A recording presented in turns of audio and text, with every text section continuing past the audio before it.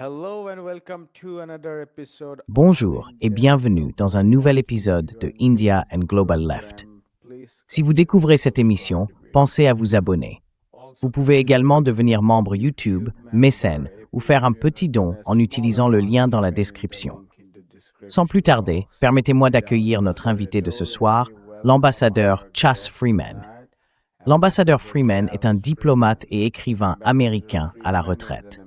Monsieur l'ambassadeur Freeman, bienvenue à nouveau dans India and Global Left. Freeman, welcome back to India and Global Left. Merci Jyotishman. C'est un plaisir d'être avec vous. Our last interview with you, Notre dernière interview avec vous a offert à de nombreux téléspectateurs un cadre utile pour comprendre la situation globale de la guerre. C'était en fait le jour où le président iranien est décédé. Le président Pezeshkian a présenté, entre guillemets, ses excuses aux États du Golfe pour avoir causé les désagréments liés à la guerre. Pourriez-vous reprendre à partir de là et informer nos téléspectateurs de ce qui s'est passé depuis, ainsi que de la situation générale actuelle concernant la guerre?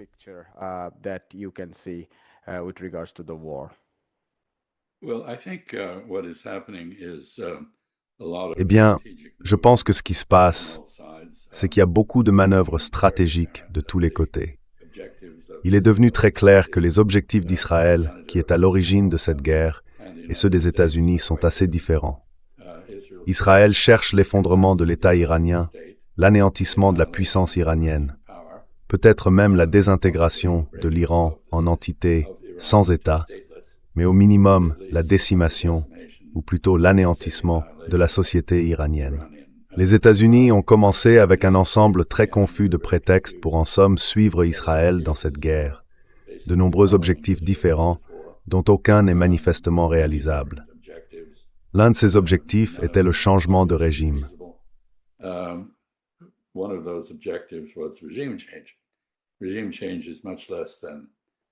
Le changement de régime est un objectif bien moindre qu'un effondrement de l'État. Ce que nous voyons actuellement, ce sont ces différences qui se manifestent. Comme je l'ai dit la dernière fois, je pense qu'Israël a une stratégie qui vise à anéantir l'État iranien et à affaiblir les Arabes du Golfe. En fait, Israël est tout à fait satisfait de voir les capacités de production énergétique des Arabes du Golfe diminuer, et par conséquent leur richesse et leur influence mondiale. Ils mènent également des opérations sous fausses bannières sur leur territoire pour les inciter à se joindre à l'opposition contre l'Iran. Leur attitude est très difficile. J'y reviendrai. Mais du côté iranien, la stratégie a été tout aussi claire.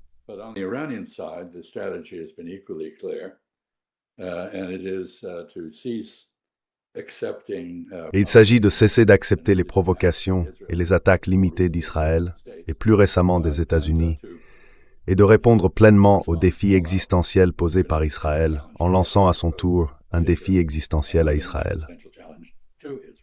Je pense que les objectifs des Iraniens ont été assez clairs, certains d'entre eux de longue date, et ironiquement en train d'être atteints dans cette guerre. Par exemple, l'allègement des sanctions. Les États-Unis, désireux de maintenir les prix à la pompe à essence ou à la pompe à carburant bas, ont levé les sanctions sur le pétrole iranien. Donc allègement des sanctions pour l'Iran. L'objectif de l'Iran de pousser Israël, au moins dans une posture de dissuasion, sinon de le détruire, progresse. Nous voyons désormais se dessiner un schéma d'attaque et de contre-attaque en représailles.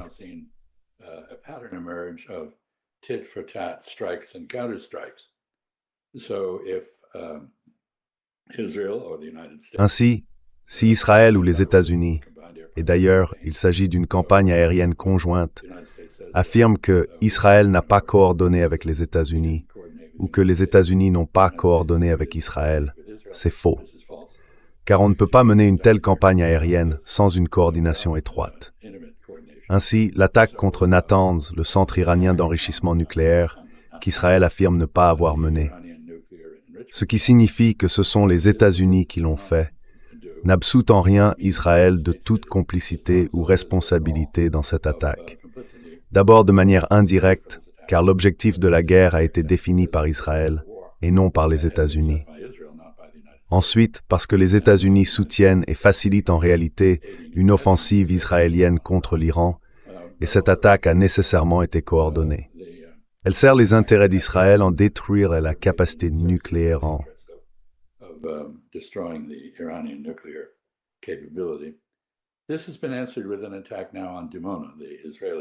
Cela a été suivi d'une attaque contre Dimona, l'installation nucléaire israélienne.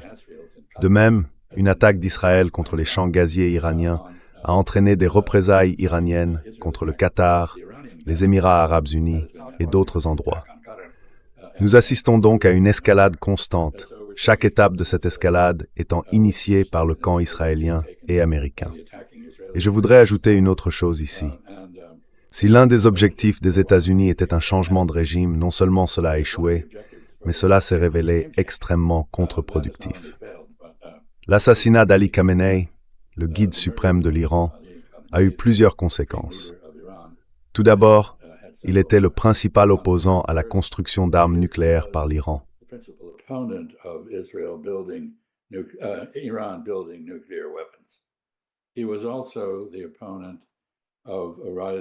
Il s'opposait également à un courant grandissant au sein de l'establishment iranien qui soutenait que l'Iran devait construire un missile balistique intercontinental capable de frapper les États-Unis et devait abandonner les limitations de portée qu'il avait lui-même imposées à l'armée iranienne.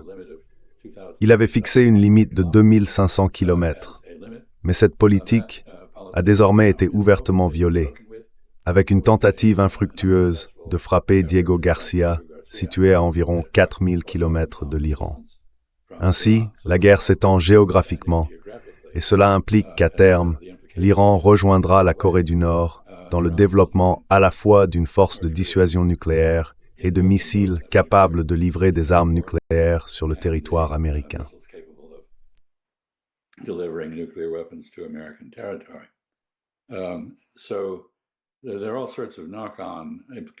Il y a donc toutes sortes de répercussions indirectes à cela. Mais ce n'est pas tout.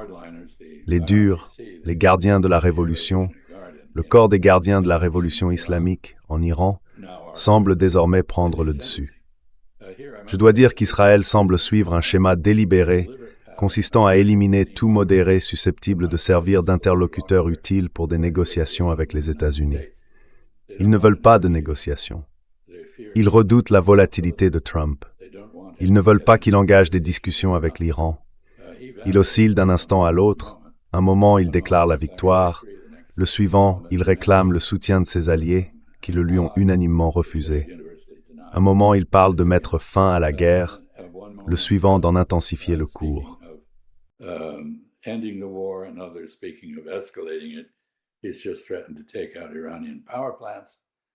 Il vient de menacer de détruire les centrales électriques iraniennes.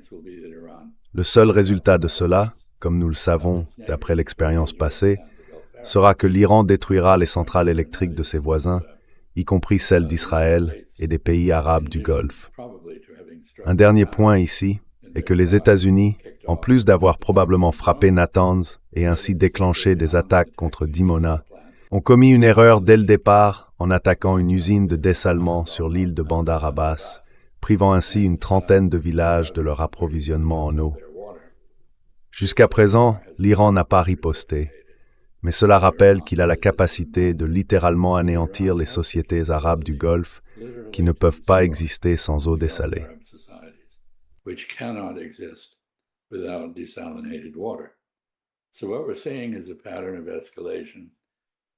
Ce que nous observons, c'est donc un schéma d'escalade. Et tout cela, je le conclurai, s'inscrit dans le contexte d'une pression iranienne efficace à travers la gestion par l'Iran du détroit d'Ormuz. L'Iran n'a pas fermé le détroit d'Ormuz. Il n'y a pas, à notre connaissance, posé de mine. En revanche, il a mis en place un véritable poste de péage et exige de quiconque traverse le détroit de payer pour ce privilège. Ce faisant, il a créé une situation très intéressante dans laquelle les États-Unis continuent de fanfaronner et de n'appliquer que la force militaire, sans diplomatie. Mais d'autres pays, la Chine, l'Inde, la Turquie et en coulisses, la France et l'Italie, ont négocié avec l'Iran. Et désormais, le Japon semble les avoir rejoints pour obtenir le libre passage de leurs navires moyennant des frais, à travers le détroit d'Ormuz.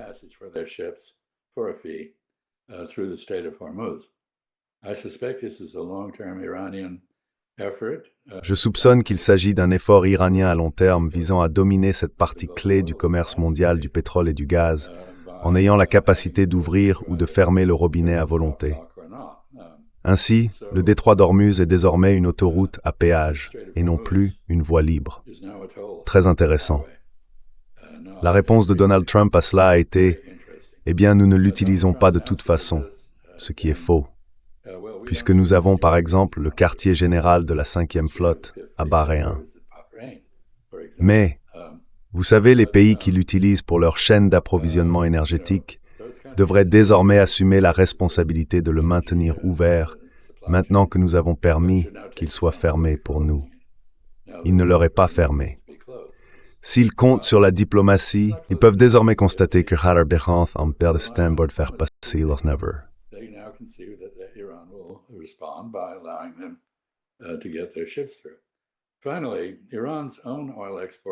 Enfin, les exportations de pétrole de l'Iran semblent avoir augmenté.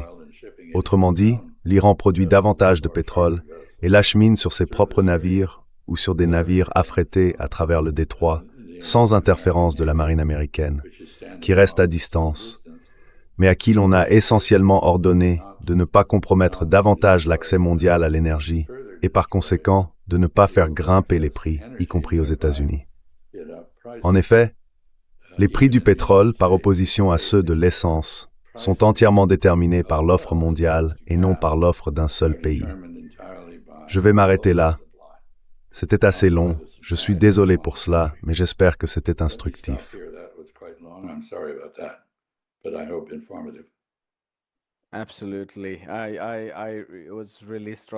Absolument. J'ai été vraiment frappé par votre argument sur l'ironie du fait que la guerre a en réalité limité ou réduit les aspects négatifs des sanctions et de l'isolement qui existaient avant le conflit, et sur la manière dont l'Iran a très probablement exporté davantage d'énergie. Pourriez-vous nous en dire un peu plus sur la situation dans laquelle se trouvent les États arabes, en particulier les États du Golfe, sachant qu'ils ont longtemps échangé leur autonomie contre la sécurité en devenant, en quelque sorte, des vassaux de l'Iran. Les États-Unis, quant à eux, ont vu leur vulnérabilité augmenter considérablement ces dernières années. D'un côté, leur influence décline, et de l'autre, Israël s'étend à un point tel qu'il en vient à menacer également les États arabes du Golfe. Ainsi, l'opposition idéologique à l'Iran pourrait même devenir moins importante que la menace qu'Israël lui-même fait peser sur eux. Je me demande, quelle est votre lecture de leur situation? So I wonder what your reading is about their situation. Eh bien, la guerre a radicalement changé la situation pour les Arabes du Golfe. Comme vous le suggérez, ils avançaient lentement, pas de manière très visible, mais de façon perceptible, vers une sorte de coalition avec l'Iran afin de contrebalancer la domination israélienne au Levant et l'agression israélienne contre ses voisins. Cela s'est arrêté, voire terminé. En d'autres termes, ils sont maintenant furieux contre l'Iran pour ce qu'il leur fait subir. Ils réalisent tardivement et à contre-cœur que la présence de bases américaines sur leur territoire n'est pas une défense, mais une invitation pour d'autres à les attaquer. Ils sont également conscients des opérations sous fausse bannière israélienne que j'ai mentionnées, destinées à les entraîner dans la guerre aux côtés d'Israël et des États-Unis.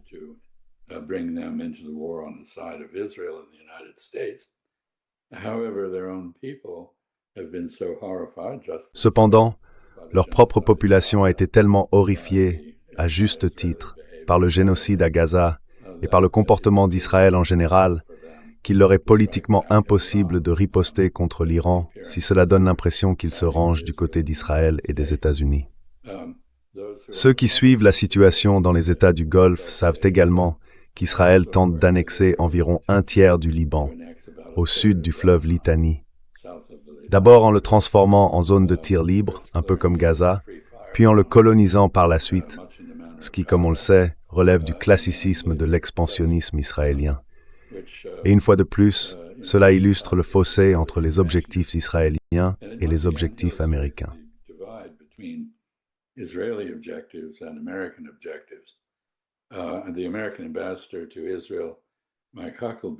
L'ambassadeur américain en Israël, Mike Huckabee, est un sioniste notoire qui soutient le projet du Grand Israël.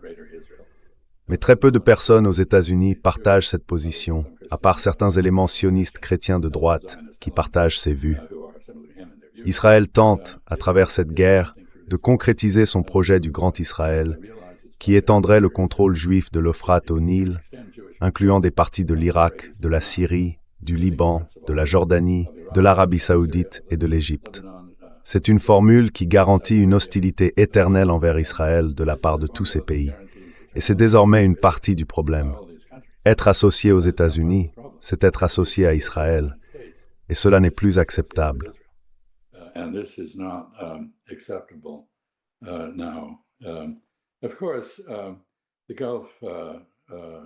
Bien sûr, les Émirats du Golfe, des monarchies si l'on veut, bien que le mot monarchie ne soit pas vraiment approprié, puisqu'il vient de la taxonomie aristotélicienne.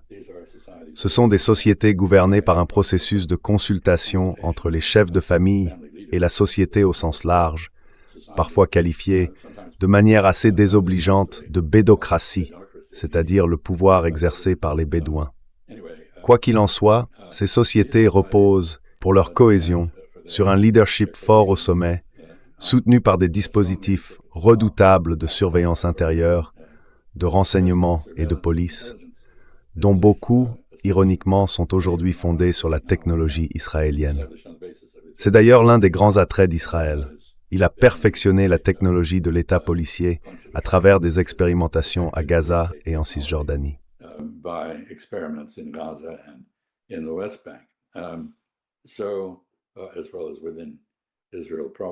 Ainsi, tout comme en Israël même, ces sociétés sont désormais confrontées à un manque à gagner.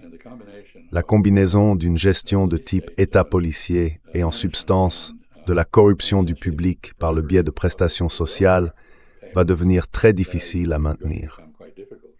Certains des grands projets qui étaient sur la table, comme le projet 2030 en Arabie saoudite, l'idée d'une transition efficace et fluide, d'une économie fondée sur la vente d'hydrocarbures vers une économie fondée sur la connaissance, une économie du savoir, ont tous été gravement compromis en tant que perspective.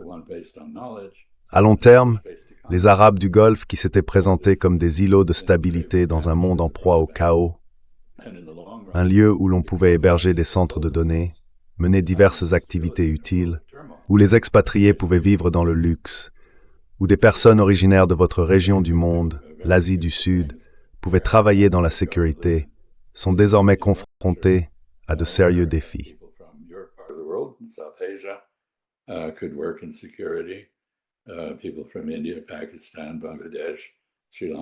Les personnes originaires d'Inde, du Pakistan, du Bangladesh et du Sri Lanka constituent l'essentiel de la main-d'œuvre dans ces sociétés. Tout cela est désormais menacé. Les incertitudes à Koweït, Riyad, Manama, Doha et Abu Dhabi doivent donc être très grandes. Même à Oman, qui bien sûr a fait exception parmi eux en maintenant une neutralité ostentatoire vis-à-vis de l'Iran. Ils se trouvent donc dans une position très difficile et doivent faire un choix. Je crois qu'il y a eu des discussions diplomatiques entre eux et l'Iran.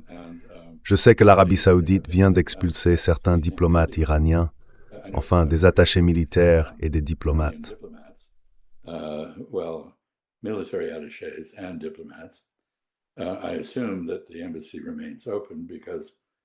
Je suppose que l'ambassade reste ouverte, parce que la plus grande utilité de la diplomatie se manifeste précisément en temps de guerre.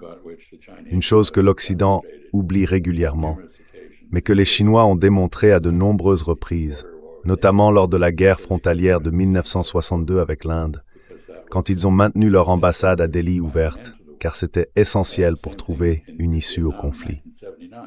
Même chose avec le Vietnam en 1969. L'ambassade chinoise à Hanoï est restée ouverte alors que de violents combats faisaient rage et que les forces chinoises avançaient vers Hanoï. Je pense donc qu'il y a des discussions en cours et les Iraniens ont été très clairs. Le prix d'un répit et d'un allègement des attaques et la dissociation des États-Unis, plus de bases américaines.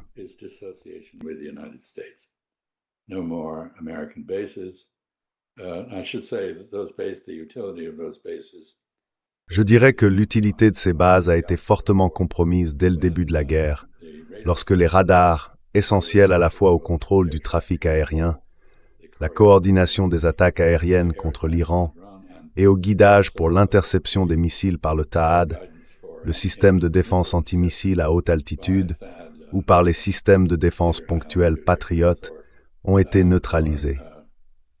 Il en va de même pour les équivalents israéliens, à savoir les systèmes Arrow et Fronde de David, soutenus à plus basse altitude contre des roquettes essentiellement non guidées et très lentes par le système dit du dôme de fer.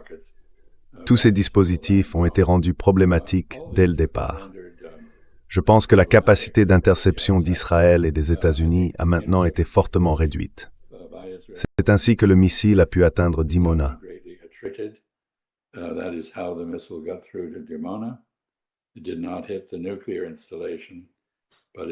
Elle n'a pas touché l'installation nucléaire, mais elle s'en est approchée. Et on ne sait pas si l'Iran a délibérément manqué la station de recherche ou non, car l'étape suivante dans l'escalade serait une attaque nucléaire israélienne contre l'Iran, ou pas.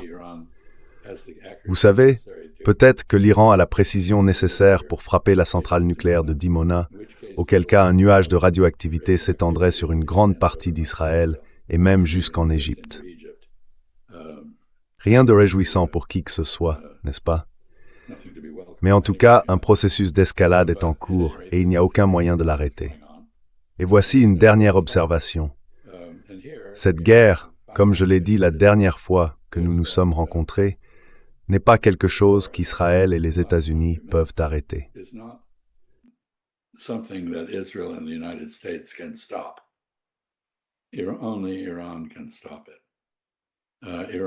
Seul l'Iran peut l'arrêter. L'Iran contrôle désormais le détroit d'Ormuz directement depuis des batteries côtières, que les États-Unis ont récemment bombardées avec des munitions lourdes sans toutefois les détruire. Et il conserve un stock de missiles. En réalité, il en fabrique apparemment d'autres en profondeur souterraine, à l'heure où nous parlons, afin de pouvoir poursuivre cette guerre pendant des années, et non des mois. Ainsi, Israël a enfin rencontré un adversaire prêt à lui faire subir ce qu'il inflige aux autres. Ce que l'Iran n'a pas encore fait, mais qu'il doit être fortement tenté de faire, c'est l'assassinat. C'est un élément majeur de la campagne israélienne. Les États-Unis y ont eu recours, par exemple, lors de la première administration Trump contre le général Soleimani.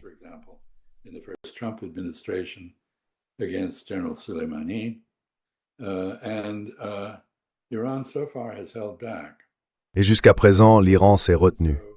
Que ce soit par scrupule religieux ou pour une autre raison, je ne sais pas quelle est sa logique.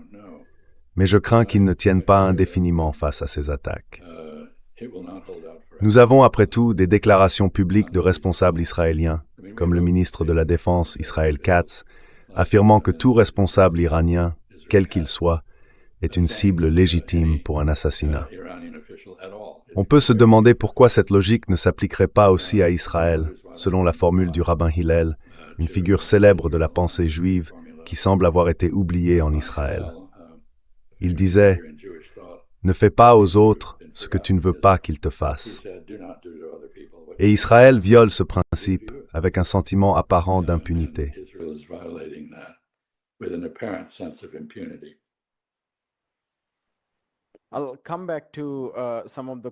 Je reviendrai sur certaines des questions que j'ai à propos d'Israël et de l'Iran. Mais si je pouvais poser une question de suivi sur les États arabes. Lorsque vous avez évoqué les nombreux dilemmes auxquels les États arabes du Golfe sont confrontés, il me semble que vous parliez de deux grands ensembles de problèmes ou de dilemmes. Le premier est plus à long terme, économique et développemental, et concerne les alternatives aux hydrocarbures. Certains de ces défis proviennent de la transition mondiale vers l'énergie verte, tandis que d'autres découlent de problèmes internes, comme l'épuisement des réserves de pétrole et de gaz. Nous l'avons vu avec de nombreux Émiratis qui ont manqué de pétrole et ont dû trouver des alternatives dans le tourisme, l'immobilier, la finance, les entreprises américaines, et ainsi de suite. Et certains de ces problèmes, me semble-t-il, étaient déjà visibles même avant l'opération Déluge d'Al-Aqsa, ou ce que l'on connaît mieux sous le nom du 7 octobre.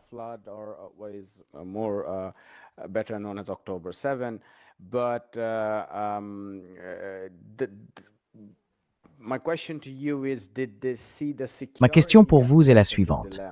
Ont-ils perçu l'aspect sécuritaire comme un dilemme seulement récemment?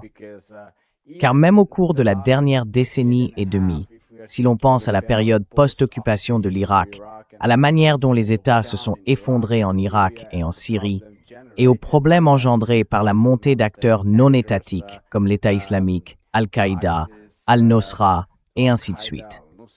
Il leur semblait que l'échange d'autonomie contre sécurité avec les États-Unis fonctionnait très bien. Les sociétés autour d'eux s'effondraient à cause de la défaillance de l'État, tandis qu'eux étaient protégés. Mais aujourd'hui, ils semblent se trouver dans une situation très précaire, étant donné que l'Iran les attaque. Je me demande donc, pensez-vous qu'ils avaient déjà envisagé la question de la sécurité comme un dilemme auparavant? Ou s'agit-il d'une prise de conscience très soudaine?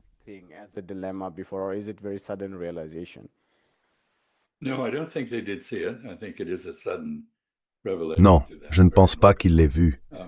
Je pense que c'est pour eux une révélation soudaine et peu agréable. Je sais qu'il y a deux choses. D'abord, ils étaient conscients des vulnérabilités qu'une dépendance excessive envers les États-Unis entraînait, et ils avaient très soigneusement diversifié leurs relations militaires internationales, tant en matière d'acquisition d'armes qu'en matière d'échange avec d'autres pays. Ils s'étaient donc tournés vers la Chine, l'Inde, la Russie et certains pays européens pour diversifier leurs bases de relations militaires. Bref, ils se retrouvent eux aussi face à un dilemme. Il y a eu récemment une proposition de vente d'armes de 6,5 milliards de dollars en provenance des États-Unis.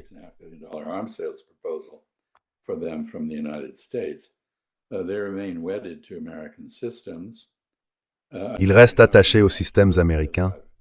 Je pense qu'ils vont désormais devoir envisager, comme je l'ai déjà indiqué, de renforcer leur partenariat, dans le cas de l'Arabie saoudite, avec le Pakistan, et donc avec la technologie chinoise, qui constitue l'épine dorsale de la puissance militaire pakistanaise, et ils vont devoir se détacher de nombreux systèmes américains.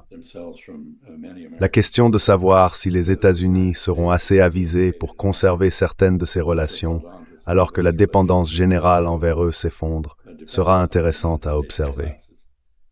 Vous avez mentionné la transition vers l'énergie verte, et je tiens à dire ici que l'un des principaux effets indirects de cette guerre a été de créer un immense marché mondial pour la technologie chinoise.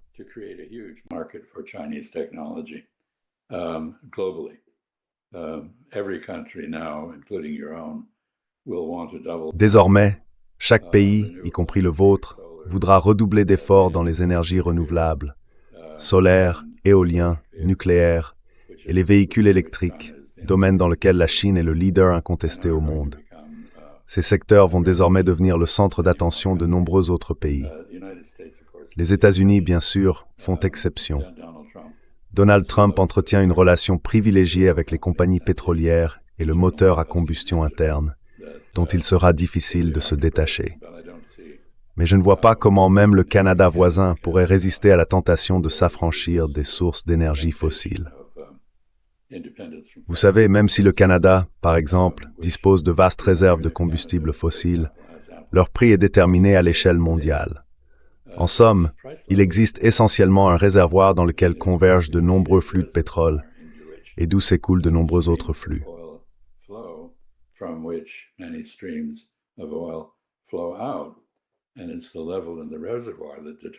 Et c'est le niveau du réservoir qui détermine les prix, pas le cours d'eau sur lequel on se trouve.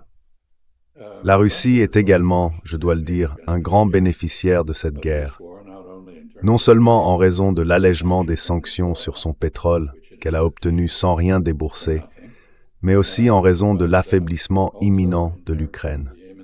Car les armes qui auraient pu être fournies à l'Ukraine à l'avenir achetés par les Européens pour être transférés à l'Ukraine depuis les États-Unis, sont tirées en Asie occidentale. Elles ne sont donc pas disponibles. Et nous savons que la base militaro-industrielle américaine est très fragile et faible, incapable d'augmenter la production en cas de pic de demande. Enfin, les États-Unis, bien sûr, ont été considérablement affaiblis sur le plan militaire, non seulement par l'épuisement de nos munitions, mais aussi par la déstabilisation. But by the damage to our reputation. And here I want to say that one of the great mistakes. Et ici, je veux dire que l'une des grandes erreurs de la pensée militaire populaire américaine, peut-être le produit combiné des jeux vidéo et de l'hubris, est d'imaginer que le succès d'une guerre peut se mesurer aux dégâts infligés à l'ennemi. Combien de bâtiments on a fait exploser, combien de navires on a coulés, ce genre de choses. En réalité, nous voyons se répéter une leçon que nous aurions dû retenir du Vietnam. On peut bombarder l'ennemi jusqu'à l'anéantir matériellement, détruire toutes sortes d'infrastructures, mais cela ne détruit ni sa volonté de se battre, ni même sa capacité à le faire. Comme je l'ai dit la dernière fois que j'étais avec vous, la stratégie iranienne imite celle du rope-a-dope de Muhammad Ali. Laissez l'ennemi s'épuiser à force de frapper, pendant que vous attendez qu'il soit suffisamment affaibli pour lui porter le coup de grâce.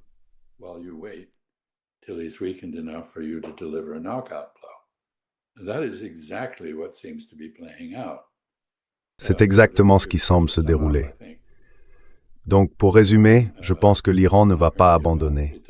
Il ne veut pas de cessez-le-feu, il ne veut pas de négociation, il est d'accord avec Israël sur ce point. Israël et l'Iran considèrent tous deux qu'il s'agit d'une lutte existentielle qui doit se poursuivre jusqu'au bout. Les États-Unis ne sont pas en phase avec cela. Donald Trump ne sait pas comment descendre de l'escalade qu'il vient d'entamer. Et vous savez, il pourrait inventer des violeurs mexicains ou autre chose.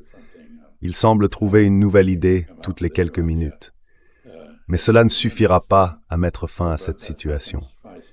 Et l'impact mondial de tout cela s'accroît, non seulement sur le plan économique, avec une probable poussée d'inflation due à la hausse des prix de l'énergie, non seulement en raison de la réorientation des investissements vers les sources d'énergie verte, mais aussi en termes de renforcement de la Chine et de la Russie.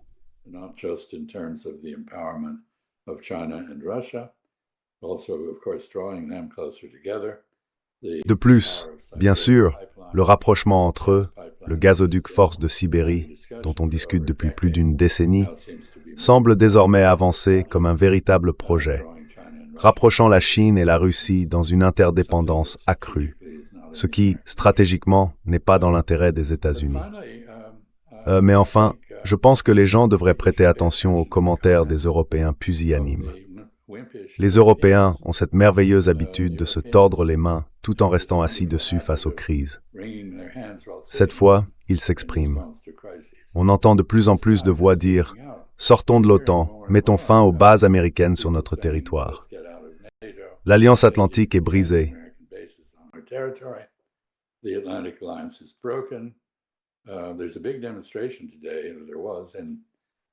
Il y a aujourd'hui une grande manifestation, il y en a eu une à Madrid, en Espagne, pour exiger que l'Espagne expulse les bases américaines et quitte l'OTAN. Ainsi, l'impérialisme américain a suscité une réaction de rejet qui se manifeste non seulement par le refus d'envoyer des forces dans le détroit d'Ormuz, mais aussi par un découplage stratégique plus fondamental. Donc non, je pense que les implications à long terme de tout cela, aussi horribles que soient les dégâts à court terme de la guerre pour les Iraniens, qui sont durement frappés, pour Israël qui est malmené, pour les Arabes du Golfe qui sont réprimandés et punis, aussi terrifiant que tout cela soit, ce sont les implications à long terme, les implications stratégiques qui devraient le plus nous préoccuper. Les États-Unis sont en train de se détruire eux-mêmes en tant que puissance mondiale.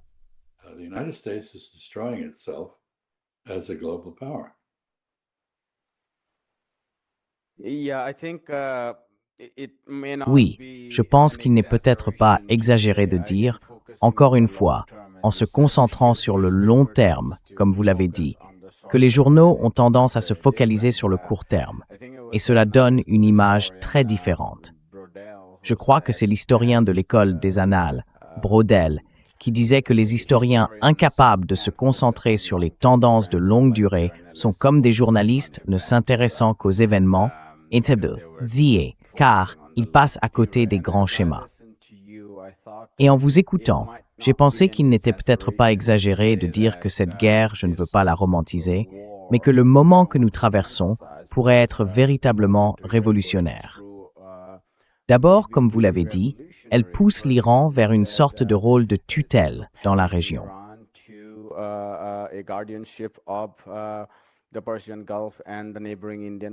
Le golfe Persique et l'océan Indien voisin connaissent peut-être, pour la première fois depuis l'effondrement de l'Empire safavide en 1736, un changement majeur.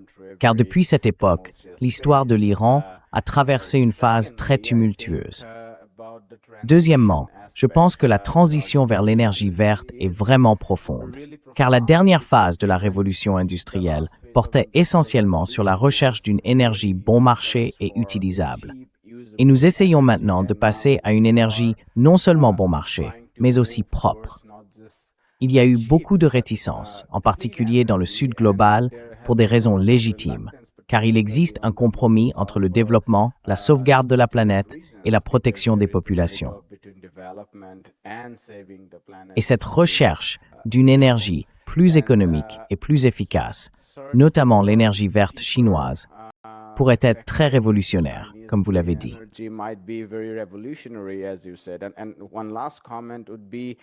Et un dernier commentaire porterait sur l'aspect financier. Au cours des 50 dernières années environ, depuis les années 1970, lorsque le tournant néolibéral a financiarisé l'économie mondiale, et plus particulièrement depuis les années 1990 avec le système du pétrodollar. Parce que, comme vous l'avez dit, si une remise en question de l'achat d'armes américaines devait avoir lieu, cela pourrait vraiment déstabiliser le système du dollar. Une grande partie du recyclage de ces réserves passe par le marché obligataire en dollars. En somme, le système transatlantique dépend du montant d'argent que les États arabes du Golfe envoient vers le système financier transatlantique. Donc, ce que vous dites en substance, c'est que nous traversons des moments vraiment profonds dans un cadre historique plus large.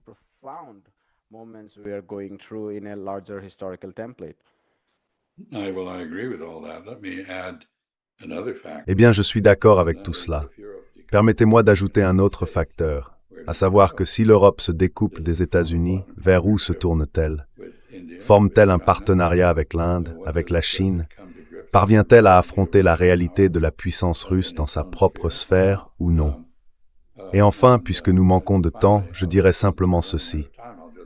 Notre secrétaire au Trésor, incroyablement stupide, Scott Bessent, lorsqu'il a tenté de justifier la levée de l'embargo sur les ventes de pétrole iranien, a déclaré « Eh bien, vous savez, nous contrôlons toujours cela parce qu'ils doivent utiliser des dollars. » Vous savez, c'est en gros une invitation à commencer à commercer en yuan, en roupies, ou dans une autre devise, en euros peut-être.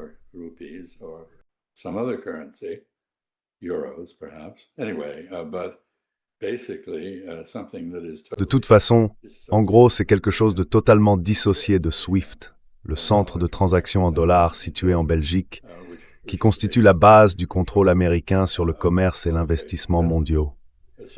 Ce n'est donc pas seulement la fin des États-Unis, ou du moins leur éclipse temporaire, en termes de capacité de projection de puissance militaire. Et d'ailleurs, on ne peut pas passer de l'Europe à l'Asie sans traverser cette zone de guerre. En somme, on assiste à une énorme déviation du trafic aérien civil par des endroits comme l'Azerbaïdjan, car la Russie est interdite aux compagnies aériennes occidentales en raison de la politique de l'Ouest. Vous savez, les compagnies aériennes chinoises font des profits considérables en survolant la Russie, sur des routes et des distances interdites à leurs concurrents européens et américains.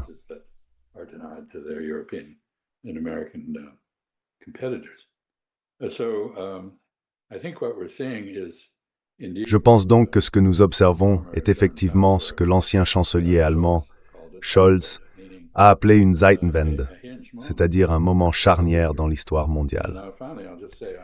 Et pour finir, je dirais simplement que j'apprécie beaucoup votre remarque sur l'histoire et les historiens, ainsi que sur la myopie de la presse, toujours concentrée sur des événements à très court terme, toujours plongée dans les détails, et rarement assez en hauteur pour voir l'ensemble du terrain, son évolution et ses transformations.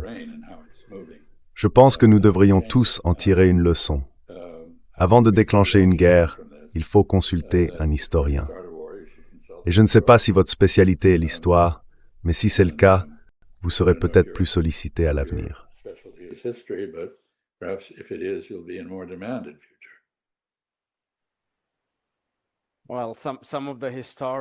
Eh bien, certains historiens étaient épouvantables avant l'occupation américaine de l'Irak. Je veux dire, les choses qu'ils avaient prédites étaient complètement fausses et trompeuses, donc je ne suis pas sûr. Mais il y a de bons historiens et de mauvais historiens, et mettons-les de côté.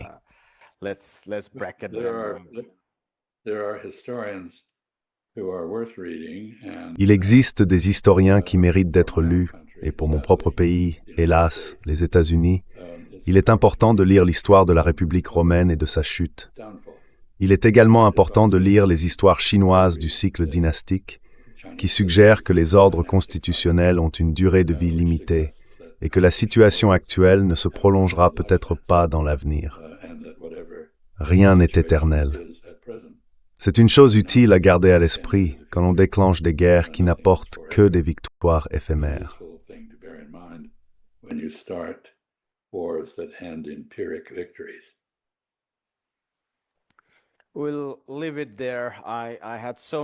Nous allons nous arrêter là. J'avais encore beaucoup de questions, notamment sur l'Irak et sur l'équilibre militaire des forces. En fait, l'un des téléspectateurs de notre dernière émission avec vous était le professeur Norman Finkelstein, et il a dit que cela lui avait été très utile. Il a particulièrement apprécié le cadre analytique que vous aviez proposé. Mais l'une des questions qu'il avait portait sur l'équilibre militaire des forces. Il a dit avoir entendu beaucoup de choses à propos de Gaza. Il vous a associé à plusieurs autres, à tort ou à raison. Et il faisait référence au récit selon lequel le Hamas constituait une résistance militaire efficace. À son avis, c'était probablement un récit erroné. Il a également précisé qu'il restait prudent quant à la puissance du camp iranien. Je voulais vous interroger à ce sujet, mais nous manquons de temps. Si vous pouviez nous en dire un mot rapidement, nous pourrions finir.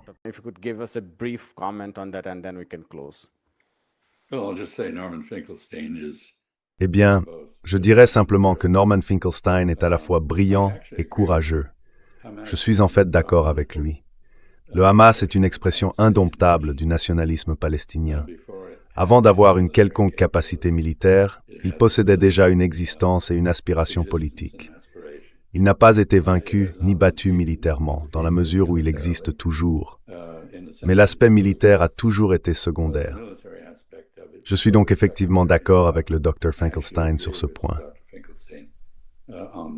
En ce qui concerne l'équilibre militaire, d'autres éléments entrent en jeu, dont nous pourrions parler lors d'une autre séance, notamment le développement de la science et de la technologie en dehors de la région atlantique.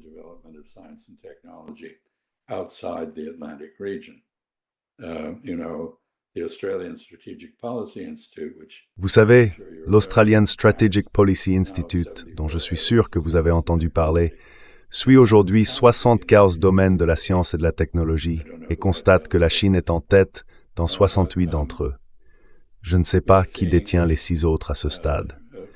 Mais nous assistons en réalité à une sorte de retour à un schéma qui existait avant l'essor de l'Occident, il y a 500 ans. Et ce schéma, c'est celui de grandes sociétés civilisationnelles. L'Inde n'était pas un État, la Chine l'était, mais l'Inde regroupait de nombreux États au sein d'un cadre civilisationnel. Ces deux sociétés dominaient le monde en termes de richesse, de puissance, de science et de technologie.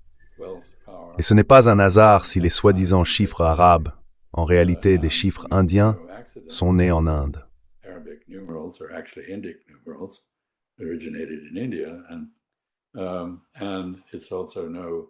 Et il ne devrait pas non plus nous surprendre que la Perse soit une grande civilisation à part entière, qui à différentes époques a intégré des parties de l'Inde.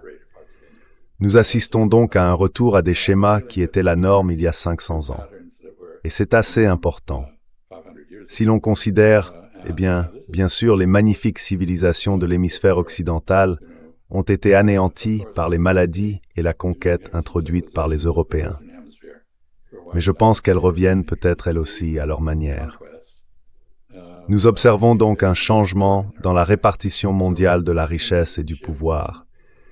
Un phénomène vraiment remarquable, et j'espère en parler un peu plus en détail. I'm going to talk about this, I hope, a little bit. I've somehow gotten involved in an annual lecture at the...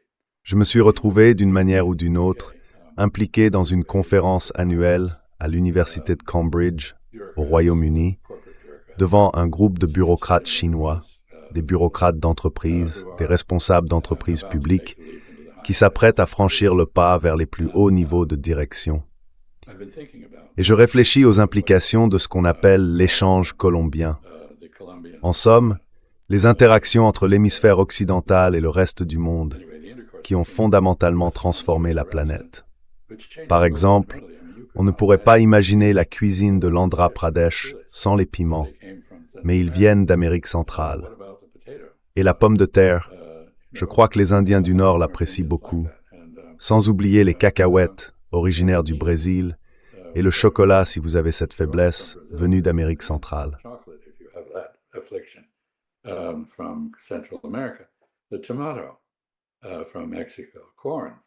La tomate du Mexique, le maïs du Mexique et de la vallée du Mississippi, les courges, les courgettes par exemple. Tout cela provient d'une civilisation aujourd'hui disparue dans la vallée du Mississippi.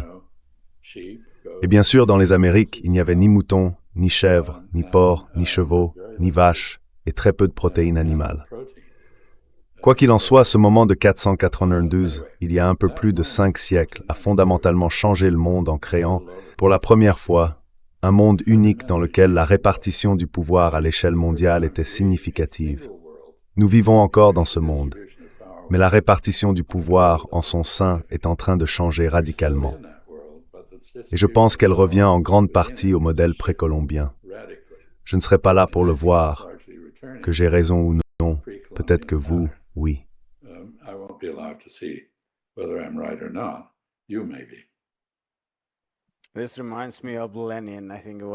Cela me rappelle Lénine, je crois que c'était en 1916. Il parlait à de jeunes Russes en Suisse, si je ne me trompe pas, mais corrigez-moi si c'est le cas, chers spectateurs. Il disait que la révolution en Russie aurait lieu. Peut-être que je ne suis pas trop jeune pour la voir, mais cela arrivera. Et quelques mois plus tard, en février, en Russie, la révolution éclatait en pleine guerre. Donc, on ne sait jamais. Et oui, je veux dire, vous avez parlé de l'importance de l'énergie et de l'hégémonie américaine, qui, encore une fois, sous un autre nom, a été une forme de colonialisme dans une perspective historique plus large. Et l'une des thèses de cette littérature sur la grande divergence entre l'hémisphère occidental et l'Asie, disons, soutient que la découverte d'une production de charbon bon marché et accessible en Grande-Bretagne, ainsi que la découverte des colonies, ont été au cœur de cette grande divergence. Donc tous ces éléments se sont rejoints dans notre discussion.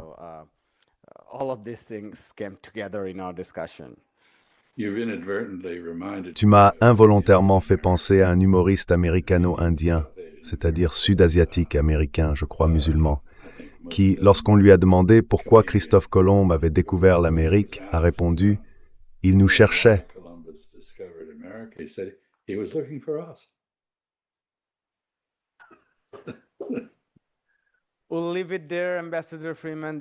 Nous allons nous arrêter là, ambassadeur Freeman.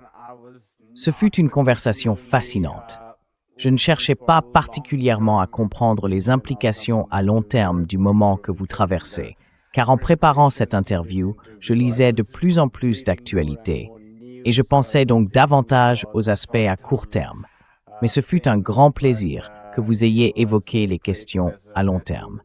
Merci beaucoup pour votre temps. J'apprécie vos réponses. Tout le plaisir est pour moi. your answers. My pleasure, Jyotish. Keep Take well. care. Hi, my name is Ayushman. Bonjour, je m'appelle Ayushman. Avec Mudyar Jyotishman, nous avons lancé cette plateforme. Au cours des 2 dernières années, nous avons essayé de créer du contenu pour les forces de gauche et progressistes. Jusqu'à présent, nous avons interviewé des économistes, des historiens, des commentateurs politiques et des militants. Si vous avez apprécié notre contenu et souhaitez que nous construisions une archive pour la gauche, j'ai 2 demandes à vous faire. Veuillez envisager de faire un don à cette cause. Le lien se trouve dans la description ci-dessous. Et si vous ne pouvez pas, ne vous en faites pas. Vous pouvez toujours aimer nos vidéos et les partager avec vos camarades.